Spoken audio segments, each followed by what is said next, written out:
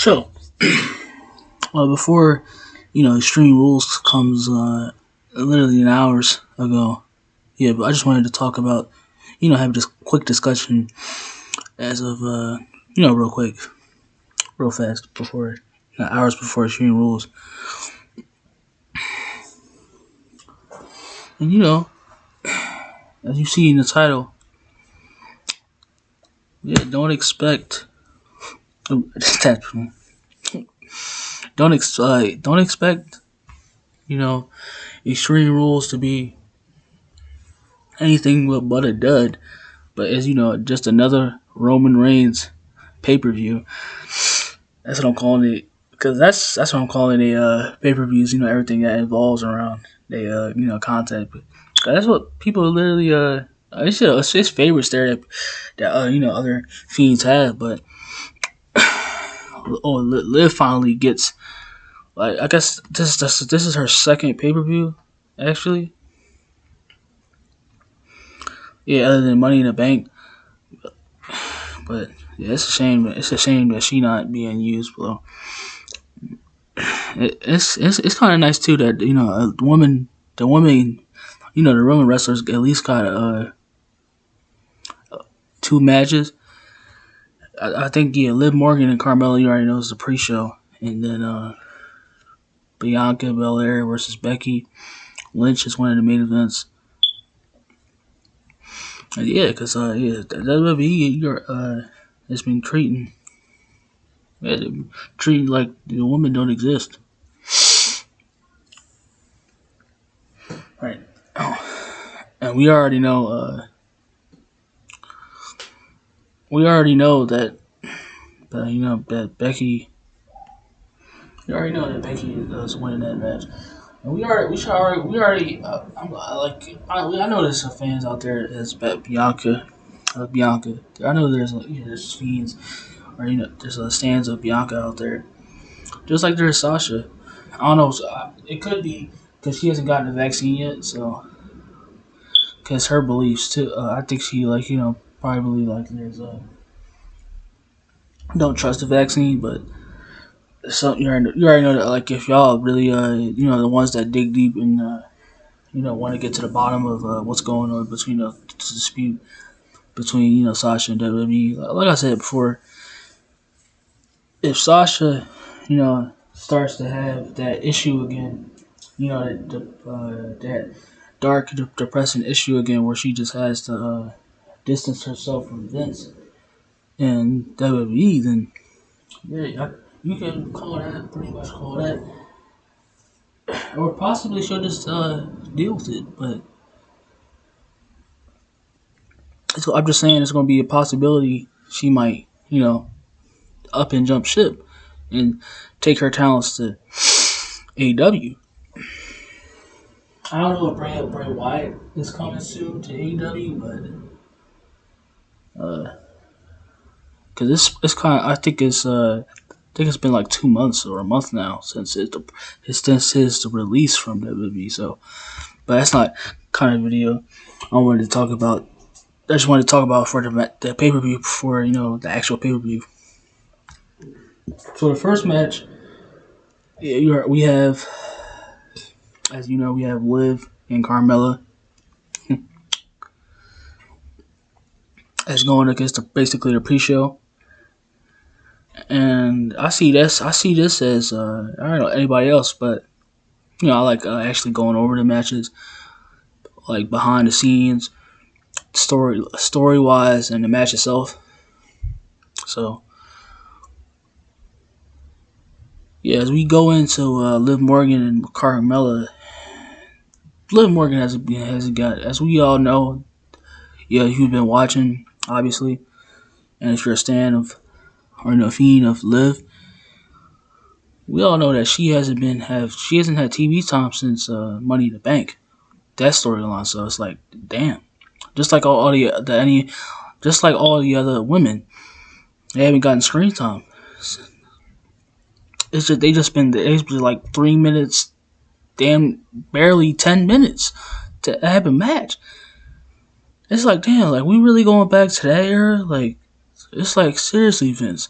I mean, I know, come on, I know you do this just for entertainment, and money, but damn, you can't at least have a women's match on a show, on like at least a weekly show, like at least.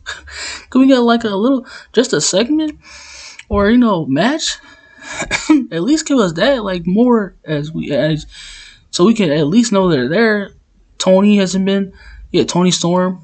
I haven't seen any of her, but her matches. But I'm just saying, but I know her. I've seen what she can do, and she hasn't been on there since the month she debuted in July 31st, I believe it was, or whichever. Yeah, she hasn't been on. She hasn't been on there since July, and it's like the talent they have there because. I guess because it's like the people said they. I know they got they're on a stretch time limit and they try to use whoever they use, but they're using stars. Please, they're using stars that are basically just past their peak time, past the hype time, and they not using stars that they're not really using they're not really using wrestlers that people are behind. Yeah, and people that adore or love seeing on screen. They're using like wrestlers that don't have no purpose, hasn't been doing anything in months, and just have them out there just for filler, just to have them out there. It's like it don't make any sense. So yeah, I'm gonna watch that. Even though it's going to be like no point. I'm still gonna watch Liv Morgan versus Carmelo because that's gonna be I already know that's gonna be both women can wrestle. Obviously, they can give a good match, entertaining. Both of them entertaining too. Even though I'm not, I really like Liv actually because she kind of reminds me of the way the sassy attitude, rebellious lone lone girl warrior. Yeah, it kind of reminds me of AJ Lee when she was where her battles with Stephanie McMahon. So yeah, like I said, even though it probably might not mean anything, it might not take Liv anywhere. She just this match is just filler for pay per view. They're just using her just to use her. So I would still be tuning in for that. And going into the next, the Usos versus the Street Profits, the Bloodline. And I think obviously that's going to be a stellar match. It might, I think, besides, well, Roman and we know Reigns and Balor might steal the show, but I'm just saying as far as like, the Usos and the Street Profits, that might be one of the best matches on the show. Oh no, I said might. What's wrong with me? It's like it's gonna be one of like between the Bloodline versus the Street Profits. That's gonna be like one of the obviously one of the best matches on the show. So I can't wait to see that. The Bloodline's been killing it, obviously too, but I've been waiting to see that. Even though Jimmy's problems, pretty much like I know like a few others said like I know he got issues and everything like that, and they got really they didn't as far as like WWE, Vince and WWE like handling that just because like I said, the reason why he didn't really get any repercussions is Vince plays favorites and Jimmy's a part the families that was embedded in their organization like the Bret Hart family and they're called the Inuada family. Sorry if I'm pronouncing it wrong, but it's like what starts with an A, the Inuada family. Like The Rock, Nia Jax, the Usos, Rikishi. Uh, yeah, when it comes to especially those, well, not really, but the popular ones, the Vince plays favorites. We already know that. So, like I said, they're like people shouldn't be surprised, but then again, like I said, casuals don't really know anything about the sport, especially like the geeky the geeky nerds on Twitter. But yeah, I can't wait for that. I can't wait. That's another match I'm gonna be watching. Bloodline versus the Street Profits. Most definitely. they have that's been a great storyline as well. So yeah, we'll see where it takes us next. And yeah, going into now going into Becky Lynch versus Bianca Blair, big time, big time cringe. Like I said in my other, and when I critiqued AEW and SmackDown, it's like if you've seen like pretty much throughout her career, like Becky's especially her work on the mic. Obviously, she can wrestle, but as far as like everything else about her, that's it. Like as far as her wrestling abilities, Becky can't do much. Sorry if y'all hear anything like that, the stomping. But as far as like a, as far as her anything else besides her wrestling abilities, she doesn't have anything else to offer. That's why I like not really admire her for her work. Wrestling abilities for sure, but as far as her, I like yeah, because I admire that. But as far as her other abilities, like on the mic, the charisma, you can tell it's like she's like reading off of. Obviously, you can tell she's reading from the script, trying to remember words. She tries too hard to. She tries too hard to act a part, and it's like yeah, just yeah. Yeah, yeah, it's like almost like just wonder how long is the segment? Whenever she's on screen, I just ask myself how long she's going to be on screen because yeah, she really can't. Yeah, as far as acting too, she really can't act. And her turn language is not really, as far as her the accent too, because you can't really use that as an excuse because Shames is also from Ireland too, so. And his character, as far as his character was you already know his believable acting, obviously top tier, so can't really use that as an excuse. But no, well, it was already probably confirmed with the burial of Bianca at SummerSlam. Really love Bianca, just like so many others. Yeah, we might have to come to the fact that unless she goes, AW obviously. Yeah, we might as well just have to accept the fact that Bianca, because Becky's back now. We already knew this. That once Bianca he was enjoying it, like pretty sure a few JD said it too, or a few others. Yeah, enjoy it now. We so y'all should have just you know enjoy it, taking it in and enjoying the moment the moments as they are. It's Bianca being champion, and I would prefer Bailey at least because Bailey is just you can tell she just loves being who she is, that being there, loving wrestling as a whole.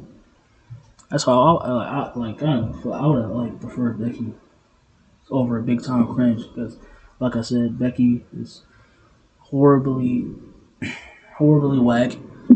She can't act. Character like if you follow me on Twitter, she's the example of a cardboard cutout character. She is. She has no substance whatever to her. There's nothing interesting or compelling about Becky Lynch.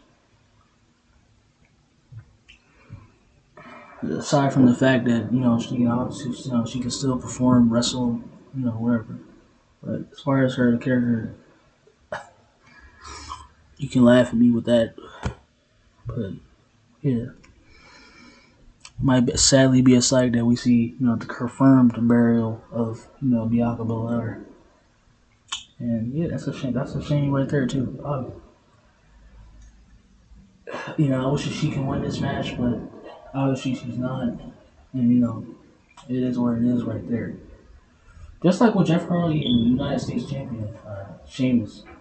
We know that's going to be a great match too, but I hope nobody's already know that people are probably going to be expecting Jeff Hardy to win. I don't know why, especially how his career has been. His substance abuse is pretty well documented as well. But yeah, I don't know why people are expecting Jeff Hardy to win too. 'Cause, man hasn't pretty much done anything as of late. He hasn't been in any. And he can't. I mean, I endure. Of course, Jeff is a legend in his own right. He can wrestle and everything. But besides, out of that, I never really been big on Jeff either. Actually, his brother too, because his brother actually, like me, as you can see, like just like pretty much very other few. I enjoy larger than life characters like The Rock, Dwayne Johnson in real life. They act themselves. I feel like yeah, it's like I hate people that just just I'm not necessarily I'm sorry, not that word. I just don't. I meant to say I just don't like I don't get behind or I don't find any interest in people that's just there just to play a part. Just obviously they're just to make money at the end of the day, but I want to see you, because I want to fully invest in you as far as like a wrestler and relatability. And Jeff never had any of that.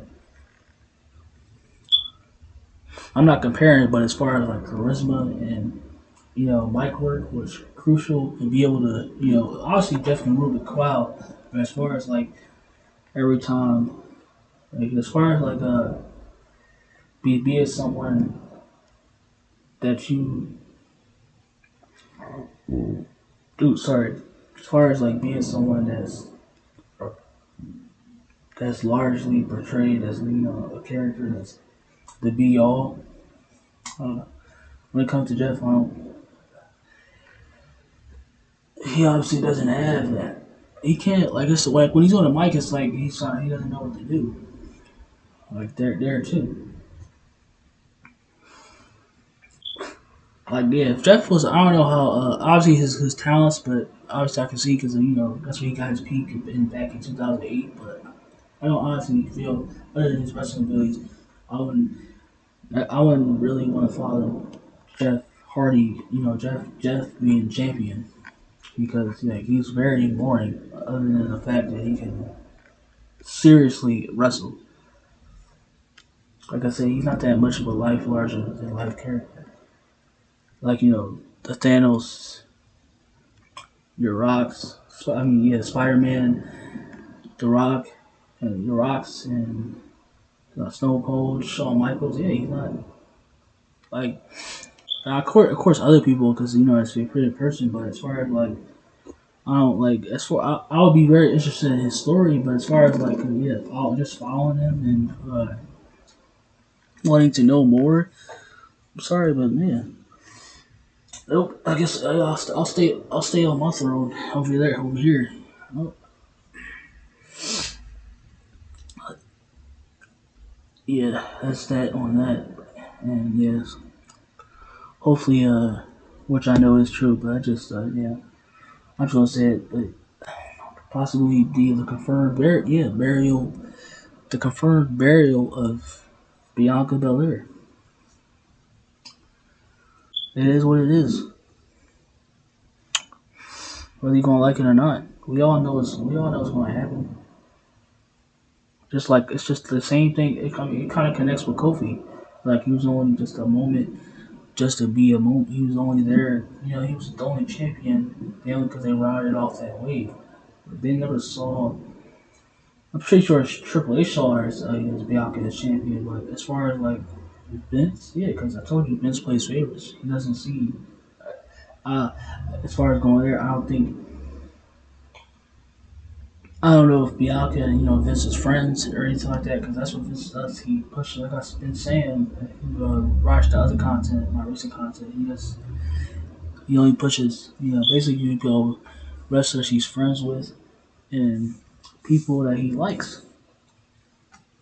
I don't think he ever looked at Bianca and felt like you know oh yeah wow she's gonna be champion someday. No, I don't know. I don't think he looked at Bianca and like thought of her carrying the company, even though she can. But as far as Vince, yes, playing he's always been a favorite, and that's not going to be the case. So I just wish, yeah, like I said, I'm going to continue to say, I just wish the greatest for Bianca, and I just want to see her as champion again. But in WWE, I mean, if Vince has to force his hand, yeah, her next reign might, be very unlikely. So yeah, as far as getting into now, the main event, Universal Championship, Roman Reigns and versus Finn Balor. The Demon Finn Balor. And I never really I probably watch his content too, but he seems like a character to like too, and obviously Reigns.